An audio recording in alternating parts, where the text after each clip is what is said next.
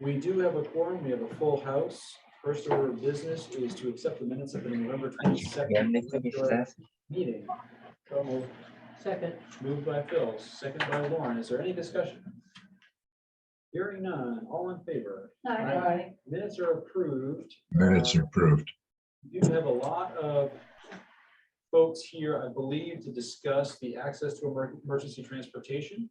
I entertain a motion to go out of order to address that first. Moved by Lauren, second by Phil. Is there any discussion? Hearing none, all in favor? Aye. We are going out of order, so we're going to move right on to discussing access to emergency transportation. I have received a lot of phone calls and emails about this. I know that John King, who is the town representative on the Ferry Service Advisory Board, has also fielded numerous calls and spent a lot of time working on this issue. So I think probably the best thing to start with is an update on sort of the status of where we are right now from John, because I've seen a fair amount of misinformation on just like the emails that I've read. So I think it'd probably be useful to, as a starting point, to see where we are. Okay. John, You want me anywhere special? do you want to, you're more than welcome to come up or speak from there. Probably that'd be better so we can face towards the Yeah, owl. come sit by Come Melissa. sit by me. Will do.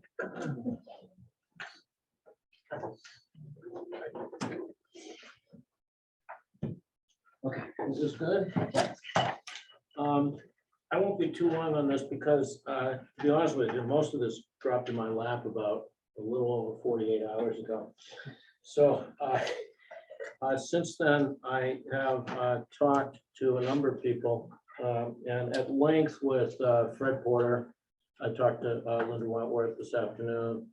I've talked to a close relative of one of the patients, and I've talked at length with Mark Higgins, who's the general manager of the ferry service. I'll just, this is a work in progress, so I don't have any real final answers for you on most things, but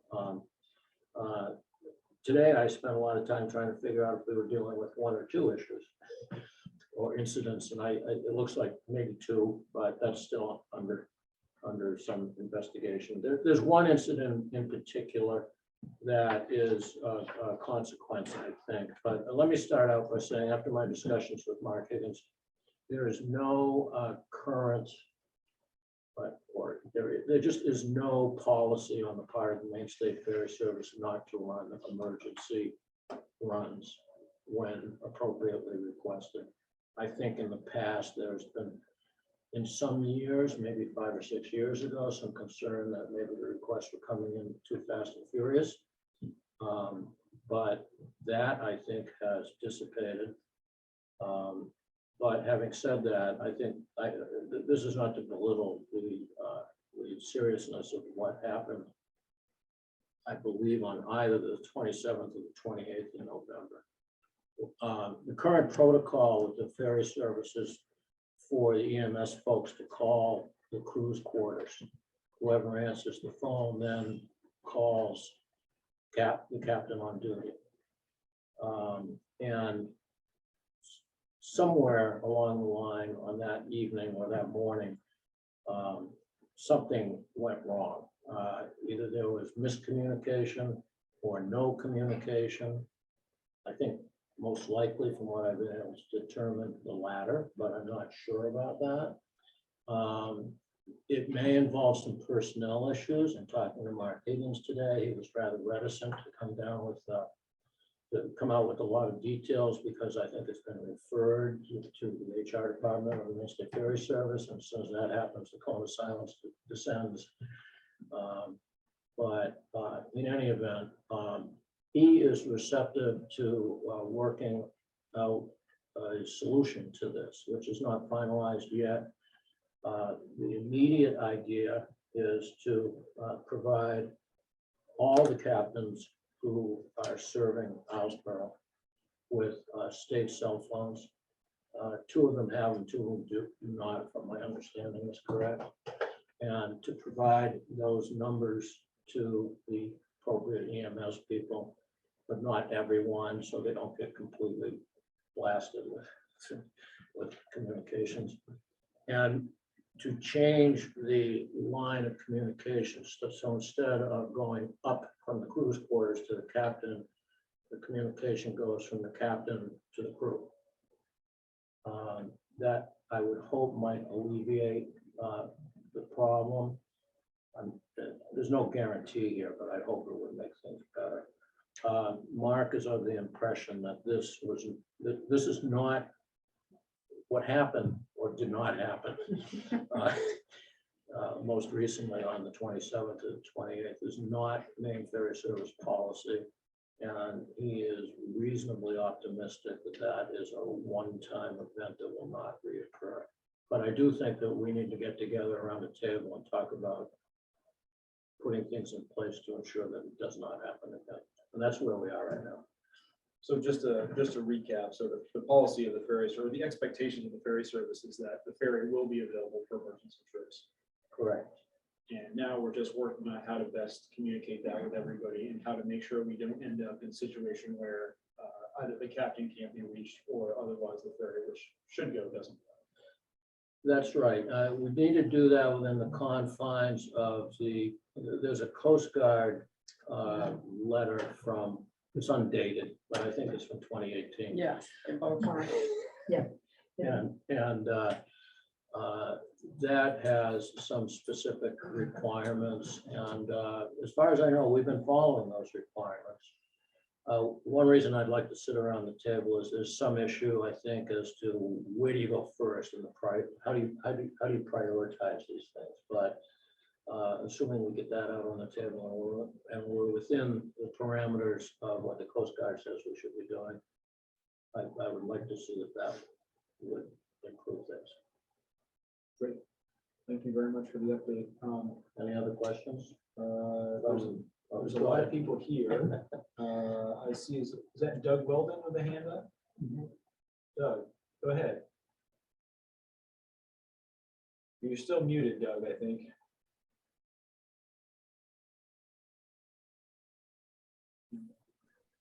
I did unmute a couple of times. Now I'm unmuted. Yep, we can hear you now, Doug. Go ahead. Okay, very good.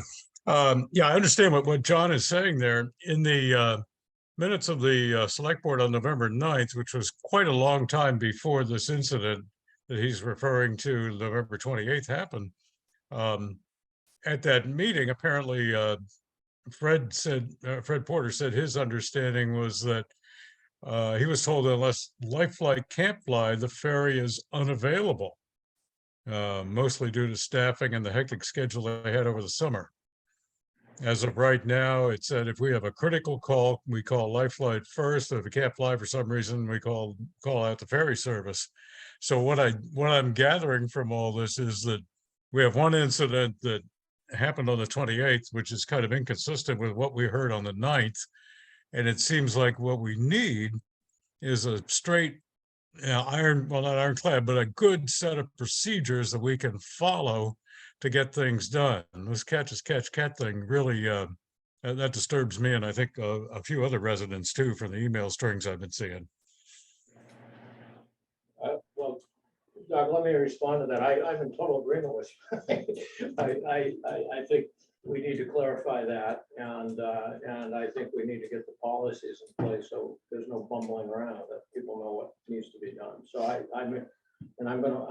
intend to try to work with Mark Higgins as we go forward to come up with as many policies as we can, or revisions of policies, so that we don't have a repeat of that. Maggie, go ahead. I've been working on this from the crew angle as well, and what I've been hearing from my contact of crew is that the crew is really unhappy that they're still doing their summer schedule, and they weren't notified that they were going to be doing the summer schedule, and what this amounts to for them is, unlike North Haven or Vinyl Haven, when you're on a winter run and you go and sit in a cabin for 45 minutes, they have 10 minutes and they're out there in the freezing cold all day. And they feel like this was sort of foisted on them with no notification. certainly not being asked about it beforehand, and Islesboro didn't even request it. I talked to Mark about this at some length, and he said, well, it's all based on the ridership numbers. And he also mentioned a survey that had been done by the Island Institute. And he was taking information from that, which begs the question that John has brought up to me is, Islesboro did its own survey the prior year, and the one thing that people weren't horribly dissatisfied with was the schedule. So, so this is all, so the two things are related perhaps in the mind. I think they are. The crew. And you have a captain on Swans Island, according to what I've been able to gather, who's refusing to do emergency runs. There is one AB here to make a point because she was trying to get, they're not obligated to be A in the crew to make those trips, or B even be in the crew quarters. When they're in the crew quarters, they're not supposed to drink, but they don't have to be there. They can go out to dinner someplace, to somebody's house, which often happens, and have a few beers, and then where are you? You've got a crew who's in some state of impediment. Right. So it's not just, it's a bigger picture than that. And I think it might serve us all well to revisit the whole extension of the summer schedule thing. So I asked him for ridership figures for July of this year and November of last year and this year. And this year there were 89 less vehicles. And when they make these counts, they're counting one-way trips. So there were 89 less vehicles, 5,496 less walk-ons than November of last year. And there were 8 more trucks. So if they indeed are basing this on ridership numbers, that doesn't hold water. And, I think there's something more going on here, but I think a good place to start would be to try to offer some relief to the crew. We didn't ask for the extended summer schedule. So I personally have told Mark Higgins that to the extent that there's an issue with the summer schedule happening in the winter and emergency runs, that the town of Islesboro would prefer to have emergency runs than the summer schedule. So, but maybe that's something that should come more officially from the town rather than one person, just a suggestion. But I do know that this is, after COVID, after so many more people moving here, after increase in traffic, after instituting the new ticketing system right before the summer, these people are feeling burnt out and the shortage of staff. So they're, it's a crazy situation. And I think that the crew's issues need to be addressed. And that's a place that we can start. Sure, I think it serves everybody well to have the crew happy. I think everybody here, everybody in the community wants the crew to be happy and be part of it. And they It is do not- say, universally, it's so nice that people appreciate us. People tell us all the time they appreciate us. But, Yeah. that's totally not get it. changing their day-to-day So life. I personally want to support the crew because I think it's important that they're, Yep. but to the extent that someone feels that they're going to protest a decision that was made without input from the community by the ferry service, and what that's going to do is harm an individual who's sitting in Oh, an yeah. ambulance on the end of the dock, I can't really support that. No, I That me feels neither, to me but- like a bad place to draw that line. But I'm also concerned that, this has happened on Swan Island with a captain, it's happened here with a AB. They're not obligated. It's no reason. There's nothing to say that more crew aren't gonna go, no, Yeah. and then we're in a real pickle. That's for sure. So, Or perhaps what they'll have to do is change the contract with the people who are working for the ferry service to include that as part of the job description. Yeah. And I mean, they up have to until make now- scheduled runs that they are notified about in advance, like the concert on Thursday night. But unscheduled runs, they don't. And they work, 77 hours in a week. That's a lot to add on trips in the middle of the night. Sure. John, Just for the record, because Maggie raises a very important point. I had asked after some discussion with Gabe, I had asked Mark Higgins if we could extend the summer schedule from the usual end of it, which is mid-October, through maybe after Thanksgiving, only because my perception was last year, when we switched from the summer to the then fall schedule on Indigenous Peoples Weekend, the following 3 or 4 weeks were a nightmare. But I did not ask for the summer schedule year round. And I don't believe anybody on behalf of the town did. And Maggie and I have talked about that. And when we did our own ferry schedule 2 years ago,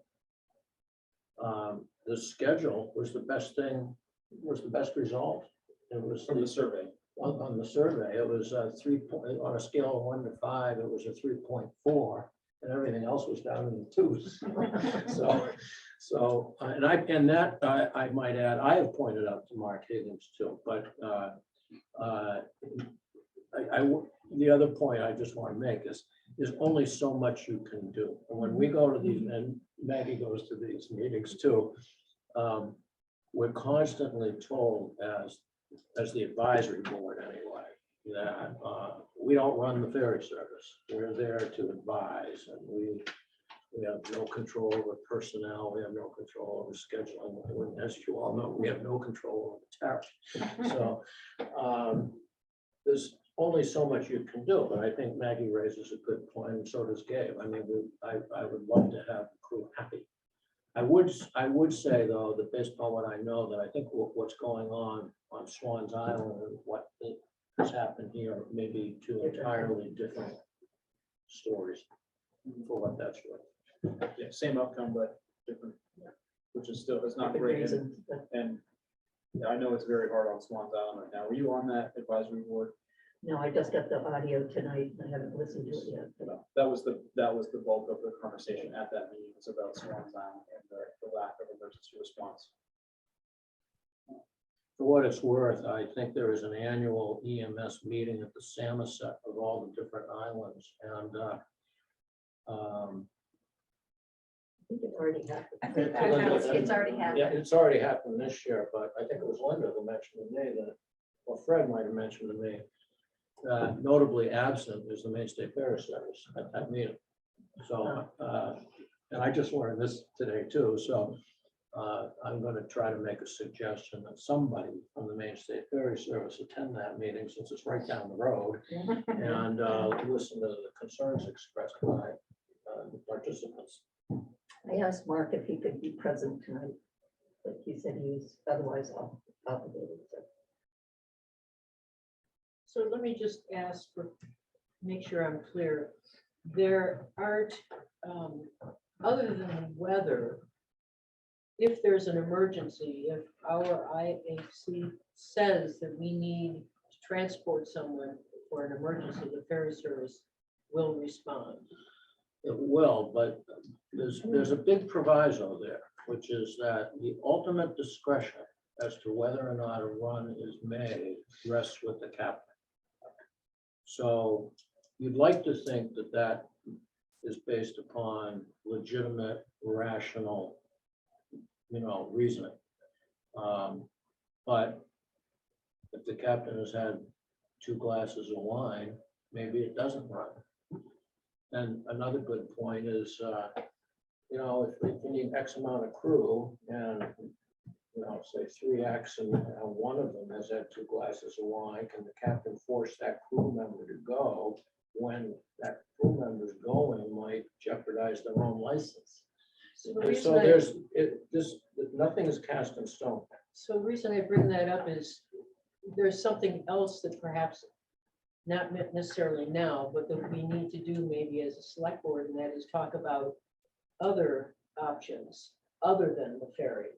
Certainly there's life flight, but if it's bad weather or they can't come here because they've got a prior emergency or then we are back to the Quicksilver, which is not a great solution right now for various reasons. And what can we do to shore up that option?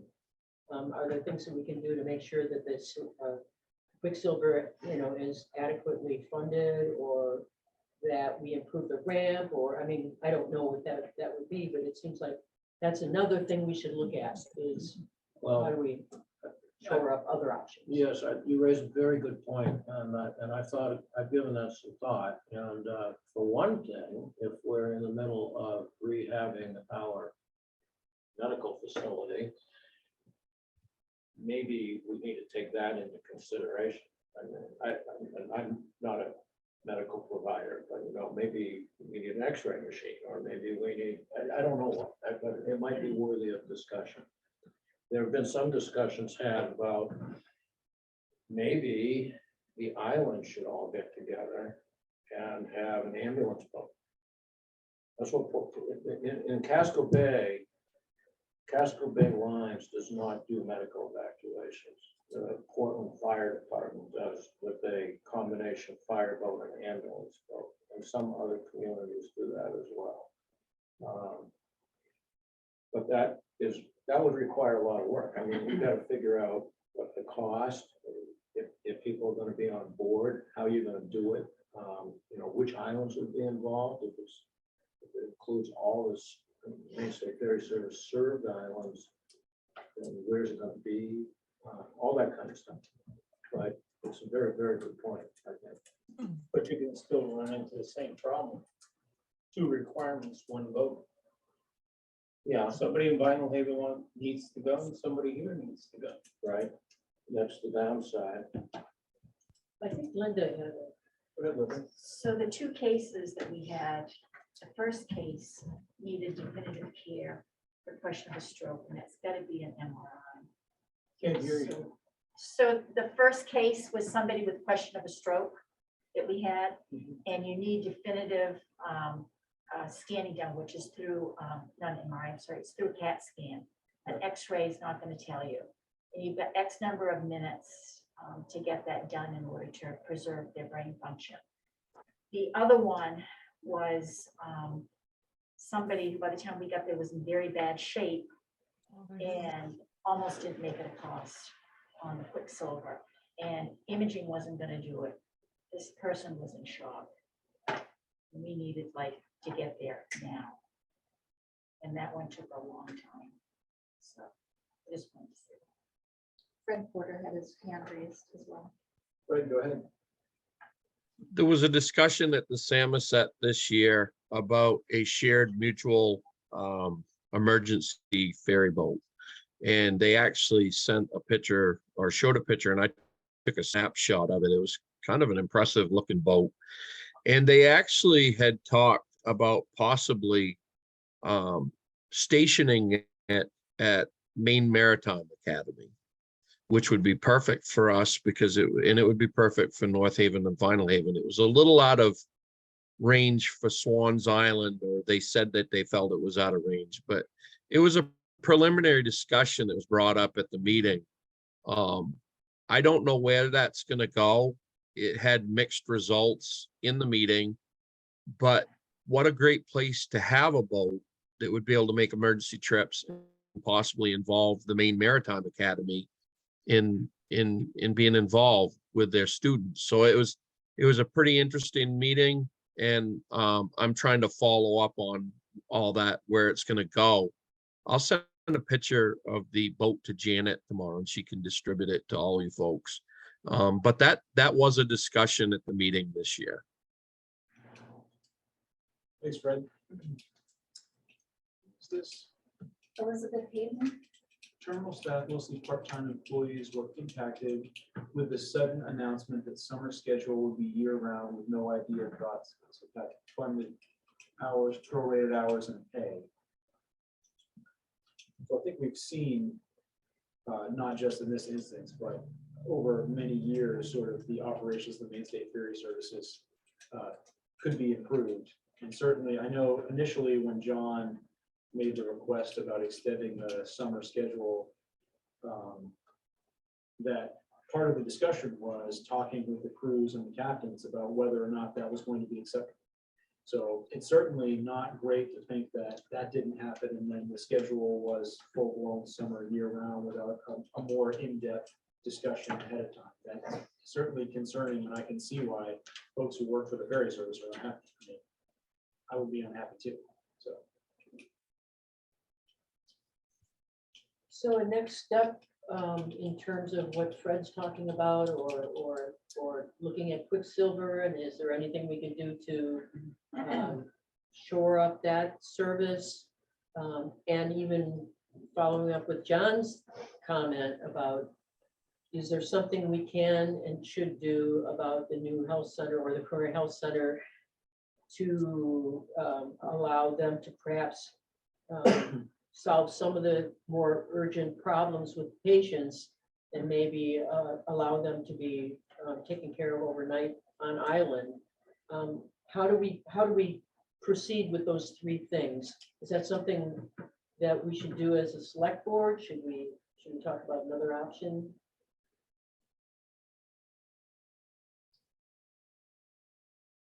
Well, so I think the scope of what the health center could be and what would be beneficial to the town is very far outside of my knowledge base. And we would need to be looking to providers, or perhaps, I'm not sure who else would chime in on things that would be useful. Yeah. But I don't believe it's reasonable to think that we're gonna put a full-blown, medical facility out here that will handle everything that comes. Oh, absolutely not. Yeah. So then the question is there, there's always going to be a benefit to adding the next thing. Right? And then where does that line get drawn? And that is a hard. I think that's a really good point, but still, I think that's where we would end up, but I think all things ought to be on the table so that we do the best thing we can, given the circumstances we have. If in fact the captain can say, for whatever reason, that he's not gonna run the emergency boat, then we still have a problem. We have a person on the island that needs to get to the mainland or needs help. And I'm just saying that needs to be followed up on in some way. I feel like the best way forward is to work with the ferry service to get that, to shore up that transportation, because I don't think, in many instances, it's difficult, if not impossible, to load someone onto Quicksilver. It's not the best option in most cases, especially if you need equipment that's in an ambulance. I mean, Exactly. Absolutely. We're attest to that. Right, the town could buy its own emergency response vessel and staff it full-time, 24/7. And still, you have bad weather, you have steep inclines, it's just not ideal. You can't take an ambulance on it. I mean, I don't believe the town is going to get into a ferry-sized boat that's sitting in at ready for emergency transport all the time. I mean, that's the kind of thing that we're talking about to guarantee, unless we start working with the ferry service and get on the same page with them and try to incentivize the crew however we can to want to make those runs, and perhaps get it into the contracts at the next time we negotiate contracts with the crews, which seems like the best way to get that service. Absolutely, you're right. That's the best solution. But John, I'm sorry. Quicksilver might be another thing to look at in terms of how can we improve that service? Is there any way we can improve that service? So, It's hard. Quicksilver, they've been very good to us, but it's really difficult when you've got a critical patient to get the patient on that boat and to get all your gear and make sure you've got all your gear. I mean, you're trying oxygen tank. And it doesn't go in the water. Pardon? And it doesn't go in the water. Right. And we had a lot of lugging to get. It took 8 people to get that patient on the Stokes basket. It was hard. It was a hard run that night. And it John, I just- was gonna say that it was my understanding when I was in EMS that the crew that was on duty for the week did not drink. That was one of the requirements, that they would be available for emergency runs. And that would require that they not get involved with drinking or partying or whatever. I'll have to look into that, Phil. I think you're right, but I don't know that for certain. I do think they're not supposed to drink In the crew quarters, in the same way that you're not supposed to drink a glass of wine in your car and you carry one. Right. Yeah, or up in the cabin. on the Yeah. chair. Ginger people have fun. I think Doug wants to say. Yes, thank you very much. I'm interested in everything everybody's saying. I wanted to talk just for a couple minutes of time here in my position as president of the Islesboro Ambulance Association. You can hear me okay, right? I hope so. The good. The Islesboro Ambulance Association basically gets great support from the community to fund equipment and training. And the frustrating position I'm in is here we've got lots of equipment. We've got a well-equipped ambulance or two. And I don't like and don't want to see it just sitting on the island because we can't get it to the hospital. I think that's the epitome of frustration. And I think also in the email strings that I've been getting over the last few days about this, the feeling is from at least the dozens of people that have been involved in this communication that we need to solve the problem now. Now, some things may take a while, like if we're going to get an emergency ambulance boat or something, but there's got to be a way to cut through the bureaucracy and get something done. Right now, what I'm hearing, and when I talked to John King about this, and I talked to Fred about it, and I talked to Janet about it, there are many points of failure when we try to get someone to the hospital. It's a complicated system. The Coast Guard's involved, the captain's involved, the crew is involved, cell phones are involved. They may not work. Anybody notice that we're all on islands here? Communication with the crew is an issue. And now we've got the Quicksilver based in Lincolnville. And from one of the letters that was written, when we needed the Quicksilver at one point, Trace Martin, the captain, was in Searsport. He wasn't in Lincolnville where the boat was. And there's got to be a better way. There's got to be a way to cut through this and do something about it. When Life Flight is called, I know because I saw my own bill a few years ago, that was going to cost around $12,000, but that was years ago. So that's probably much more expensive now. I get the idea, and everybody does, of bad weather and all that. But what we don't understand is complicated human created procedures just to get someone to the hospital. And there's got to be a way to get through this and to put a sense of urgency in it.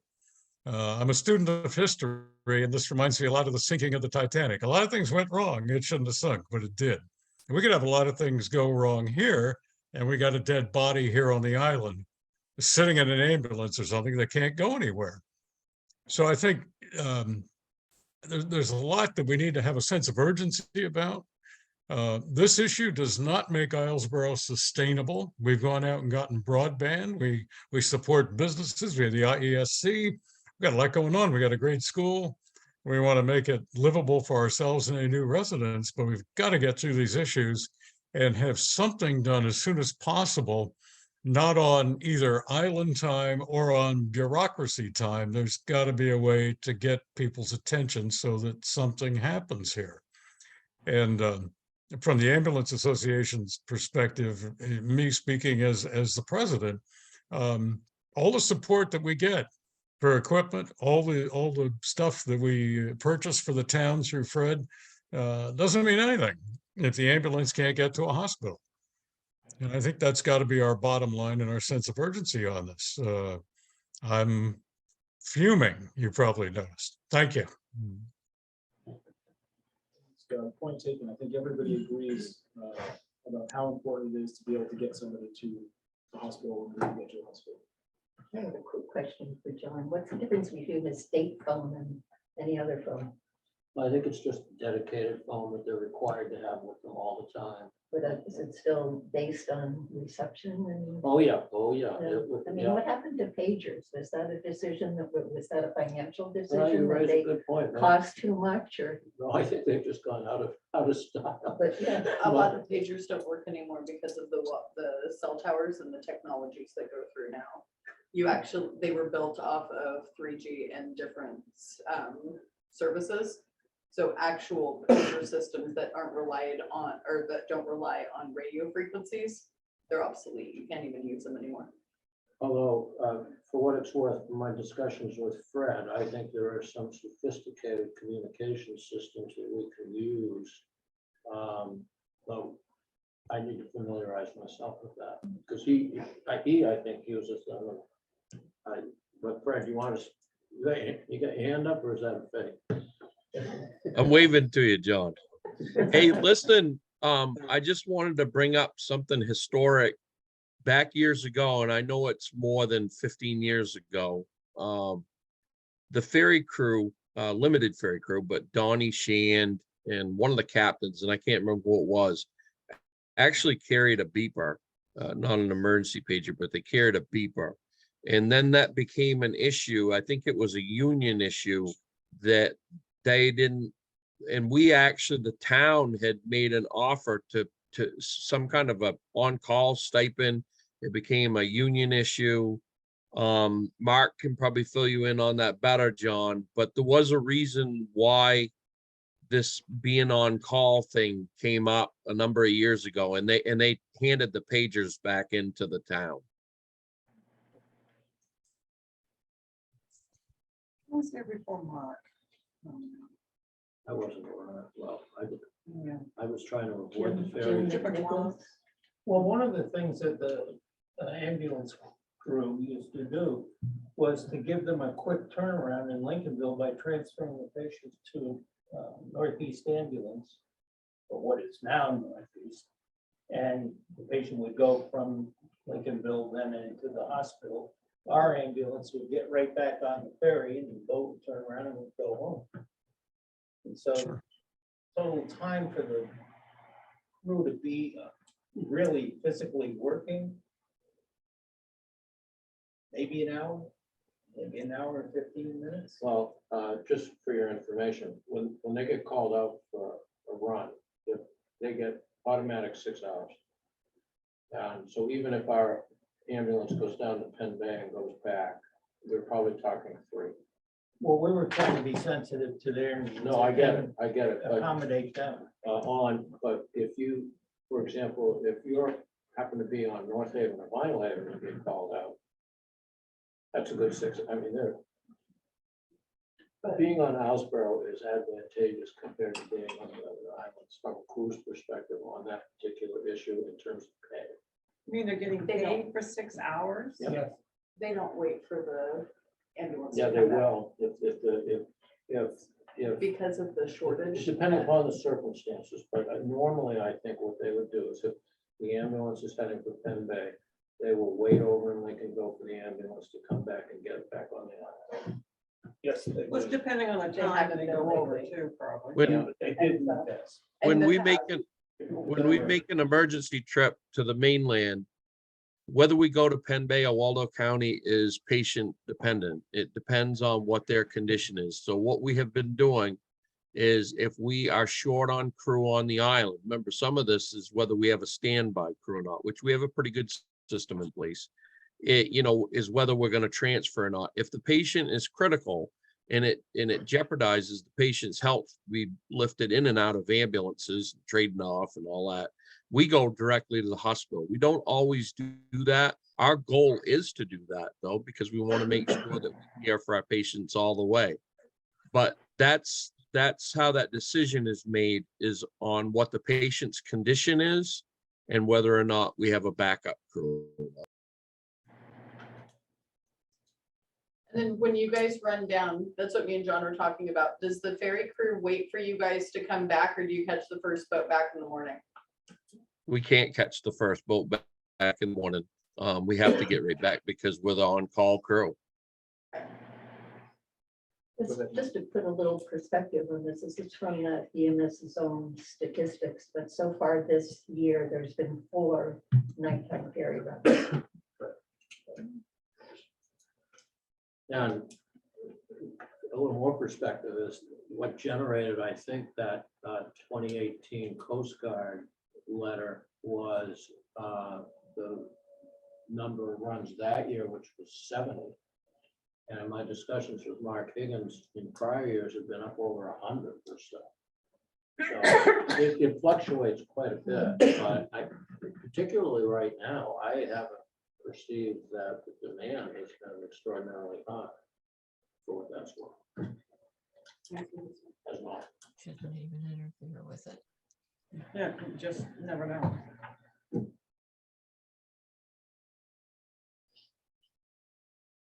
Any other comments, thoughts, questions, concerns, ideas before we move on from this?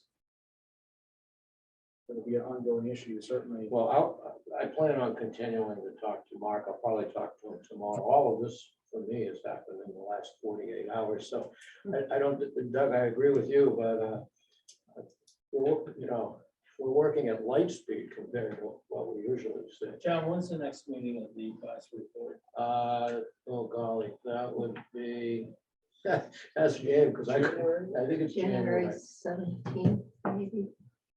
Sometime in the middle of January. Yeah. Is it the third Thursday? Can anybody explain what else is going on? What'll happen the next time there's like an emergency at 3 a.m.?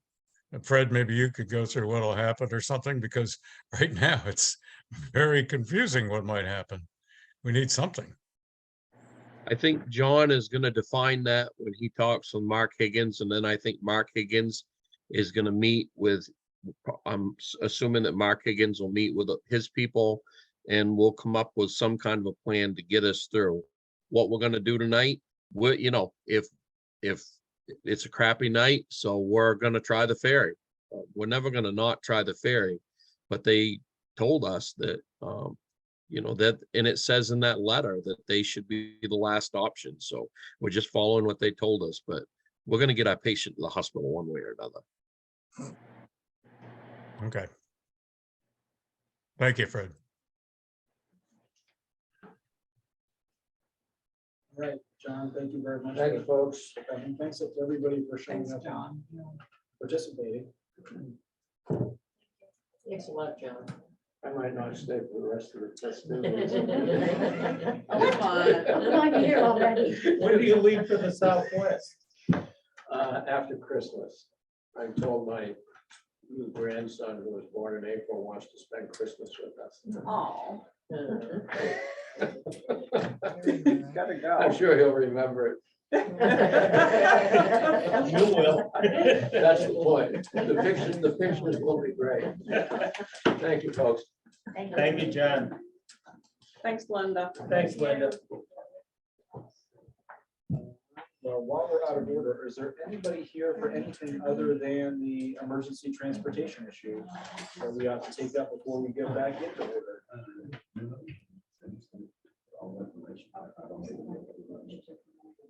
Hearing none, I entertain a motion to go back into order.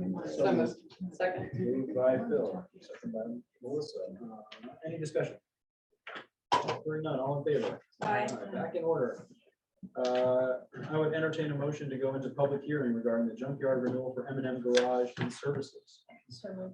By Shay, second by Lauren. Is there any discussion? Hearing none, all in favor? Aye. We are in public hearing. Is there any discussion regarding the approval of the junkyard renewal for M&M Garage? This is something that has happened well, I think Every year. Every year that I've been on the select board. Yeah. It's a yearly- Is all the paperwork in order? Yes, yeah, and you have Dave Dyer's report, the CEO, as Bill always did, goes up and inspects and didn't find No issues? no issues that would prohibit. Use antifreeze properly stored. Oil collected and properly stored. That sounds great. Is there any discussion, any other thoughts before we go out of public hearing and have a vote? Does this go January to January? It's going to expire in October. And I think Yeah. we're just late. They were away and they had family issues, so they were late.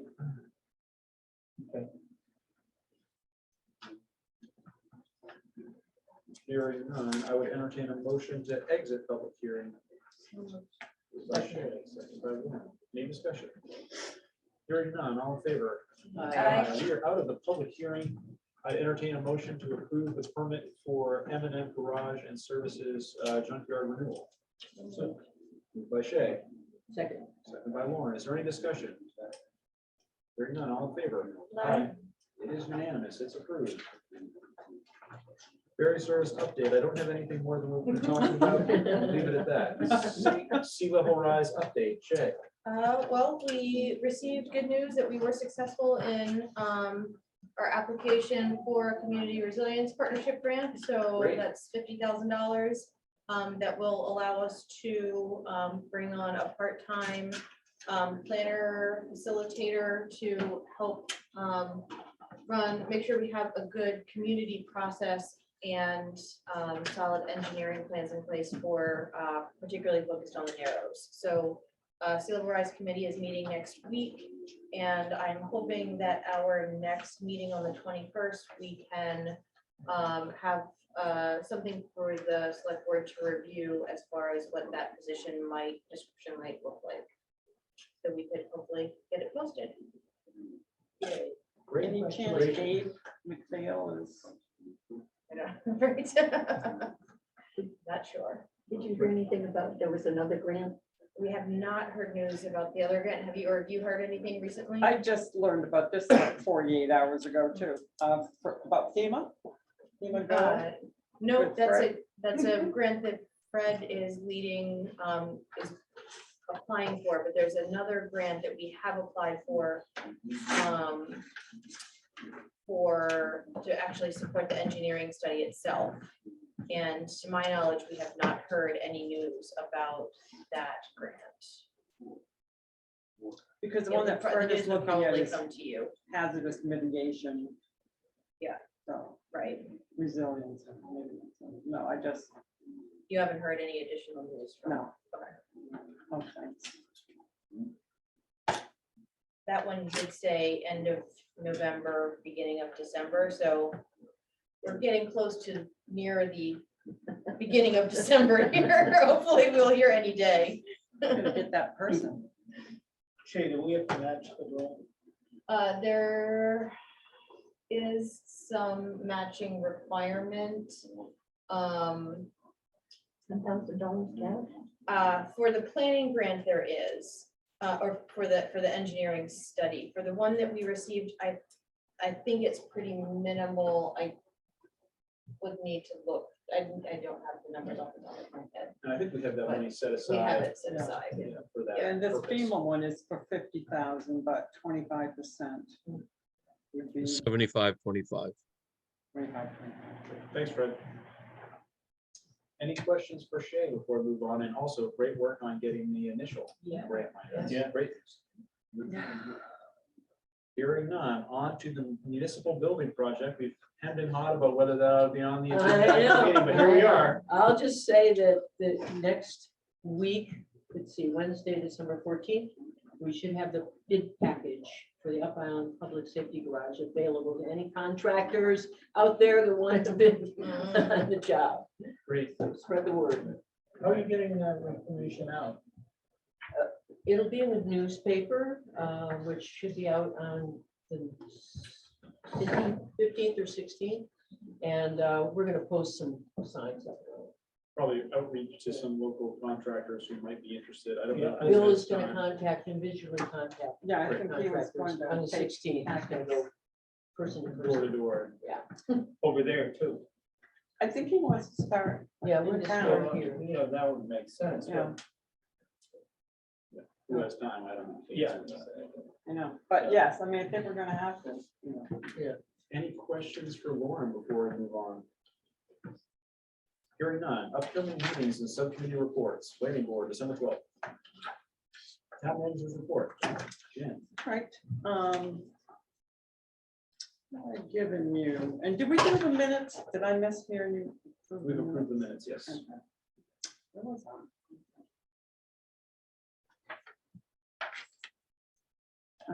So we're going to have coming up in the new business, this tribute for Vicky Dudera.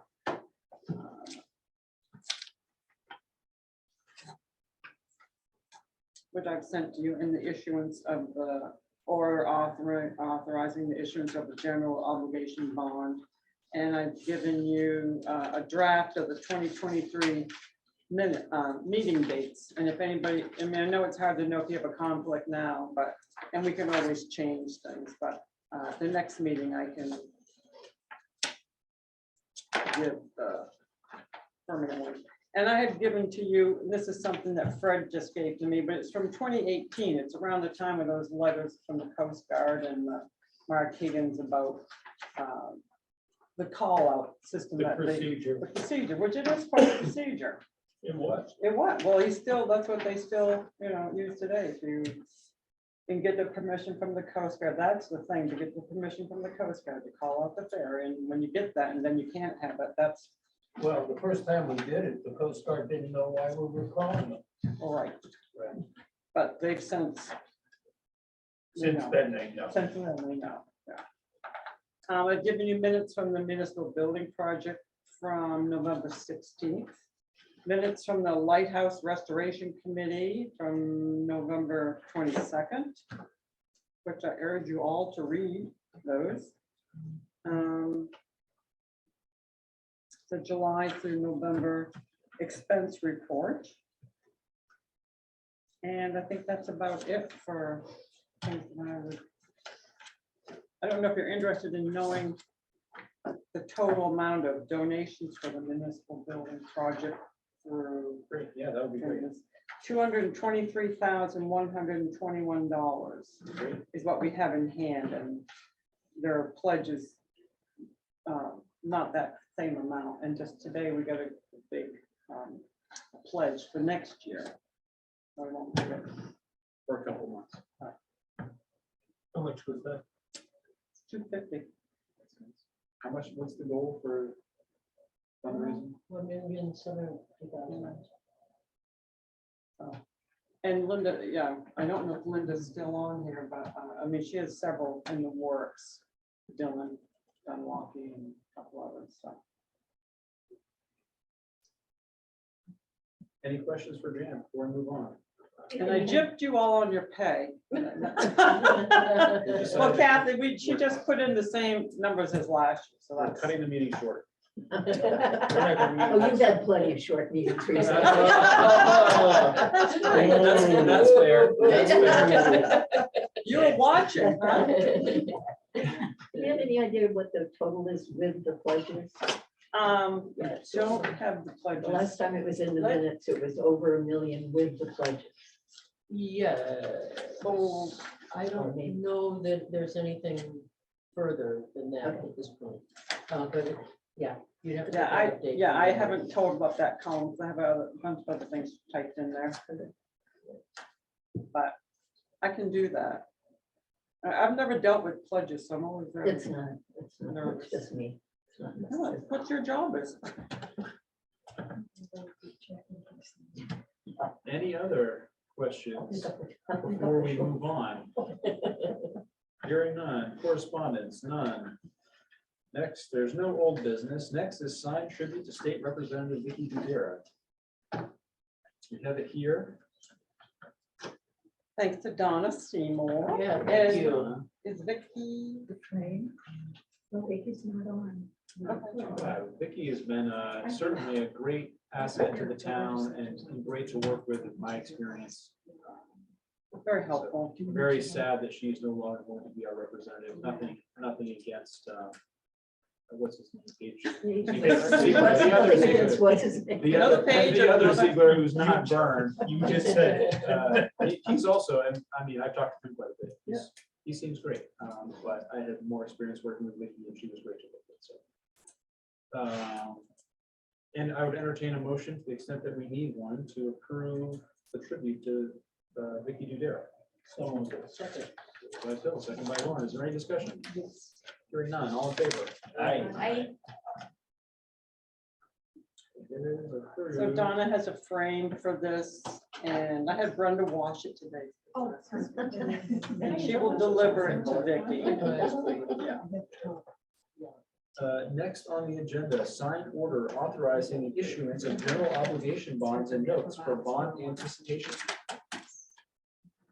This is about taking out a bond anticipation note so we can pay for things before we actually bond out the municipal building project. And this is something we discussed at length before. I don't think that there's anything unexpected in here. Is there a month connected to that? It's 1.75 million, which is the amount approved by taxpayers to pay for the building. Up to, and we probably won't use, Right, the goal is, Yeah. I can't, well, we're hoping not. but It's there, if, for example, the bond gets postponed for some reason. Not to exceed. Right. Not up to to. exceed. It's a draw loan, so you only use what you need. I would entertain a motion to sign, this is for all of us to sign this. Do we have any interest on this? What the interest on I this? sent that to you, and I think it's 4 something. I was wrong. I knew there was 2% between them, but it was 6 and 4, and I was thinking it was 4 and 2. But remember, I did send that to you after the last meeting, but I don't expect you Oh to. my God, I don't remember last week. Well, I just know I sent it, but I forget to hit attach one. That was not an attachment. So you think it was less than 5? It's less than 5. And is that locked in? Or is that variable? Well, as soon over as this the- gets signed and as soon as there's this closing, then it gets locked in. And then it's all gonna get rolled over into the bond for the project, so I can't, well, I guess it depends, it could be a while before the building is built. Yes. We would be able to bond that out before anyway, but.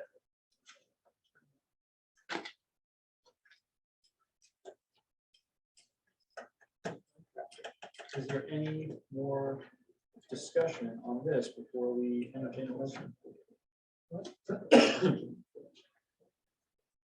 Hearing none, I would entertain a motion to sign the order authorizing the issuance of general obligation bonds and notes for the bond anticipation note related to the municipal building project.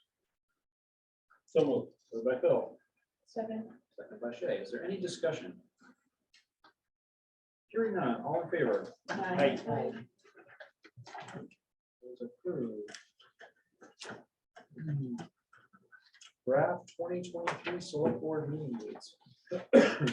Is that in our packet here? Yeah. It's supposed to be. Might be in there twice.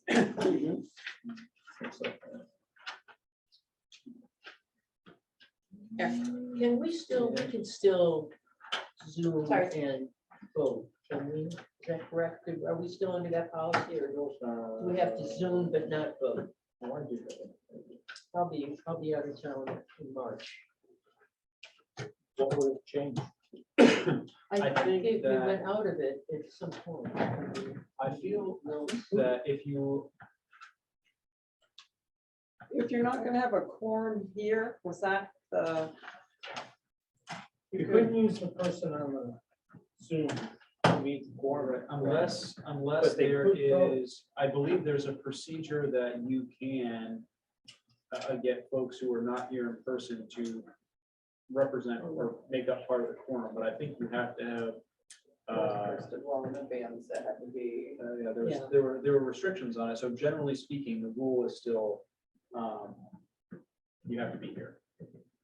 Or Or it has to be highly posted. Right, or Visible, they're, yeah, or right, the or visible if they're, posting of it. Like you right. can't be sick and zoom in and do it.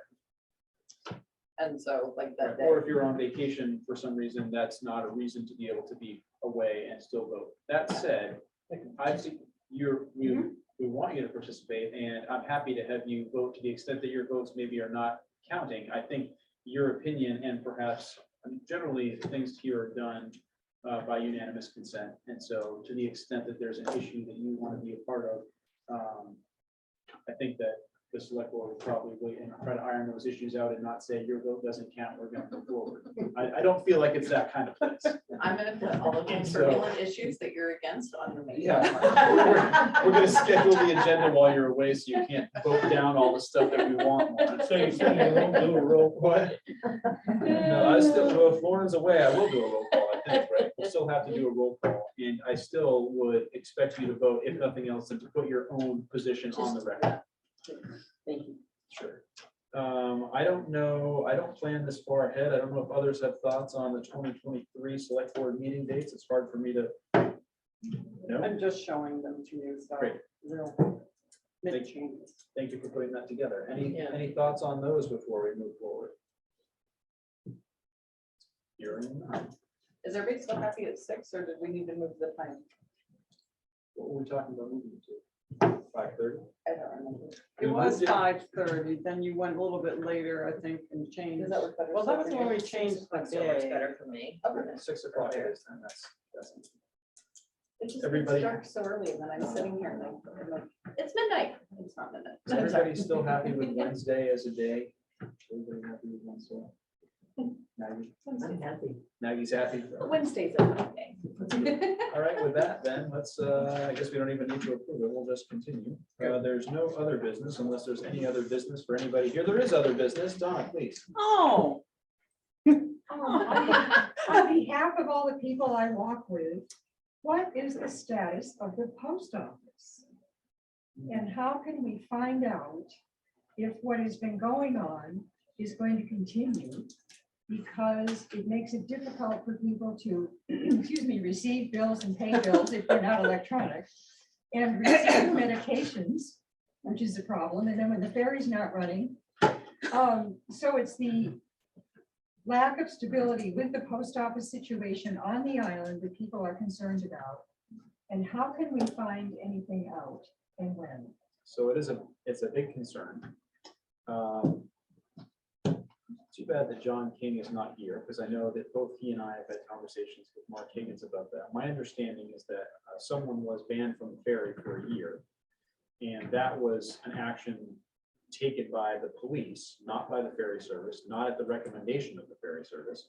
The ferry service, however, I don't believe is going to get involved with trying to rescind a ban on the ferry.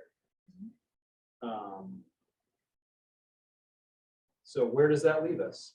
But I think- Nowhere Looking good. for a new guy. Nowhere. well, I think this is the issue before that. I mean, just in general, Right, I but mean- having somebody from the mainland that's coming over that's trying to open it, to even try to send out mail or Yes. anything, I aside mean- from Oh. that, just if we're going to. that's just the trifecta with that Yes. business. Right. So It's the that's- inconsistency of service Right. and the lack of being able to depend on it. It's So hard to know as a town select board what we can and should do to put pressure on the federal government that runs the post office.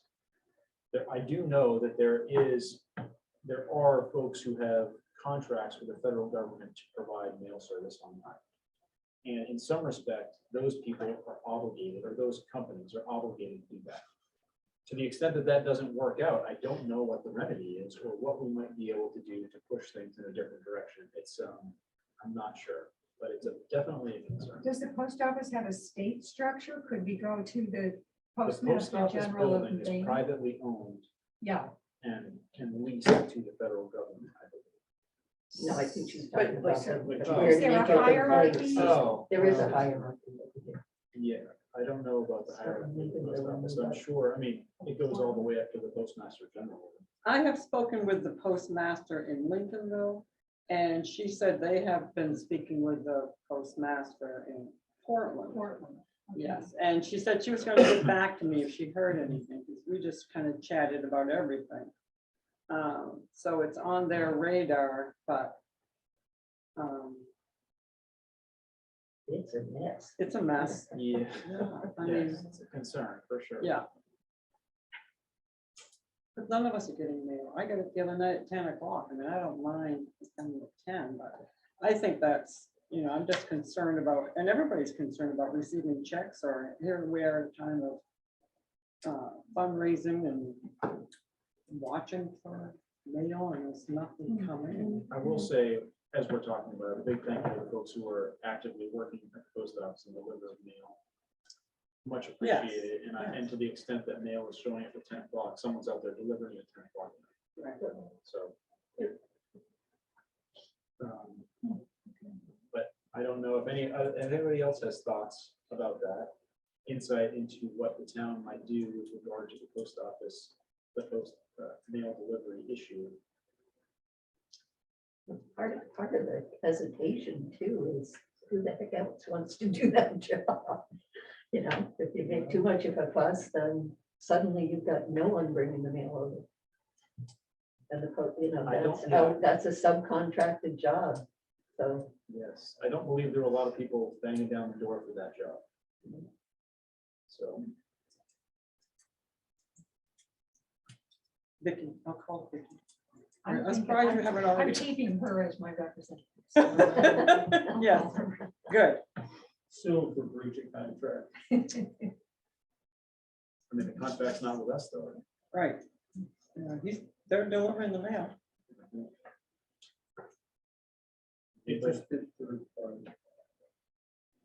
So since the post office is a subleased thing, and maybe nobody in this room knows the answer to this, is the postmaster, is Hillary's replacement or temporary replacement? Is that person employed by this contracted service, or is that person employed by the federal government mail? He's a postal service employee. Yeah, he's from Lincolnville. So that he He's, should, no, he's from Bucksport. Oh, well, he was up, He's in the Lin- driving from Bucksport Oh, every yeah. day. but he's worked in the Lincolnville office. That's what he told me. right, So they, he's probably a stub that runs through. Because I know that there's been concerns about whether or not they can reopen the door. That way, at least the people that have post office boxes would be able to access their mail on days that he was unable to. Since it is a leased building, would that be something? I think I just answered my own question. We can make the phone calls about that to see if there would be an option to allow the lobby to be opened for That- extended that has times and stuff happened. like that. Yeah, That and, has already happened when Keith's not here. oh, are they doing that now? Yeah. Okay, I don't know if it's consistent, but I've been in a Right, couple but of there is times. somebody that has the door, the key that can open the door and Yeah. everything to it and re-secure it. Yeah. Okay. Huh, answered my question twice. Because at least, I know it's not a good solution, but because I know that there was the issue with at least people that had the post office box. Other people have got stuff through and then they didn't check it yesterday. My positive thoughts. Well, you wait a few days and then go in and get it, and no one's there, so then you have curiosity There you go. See?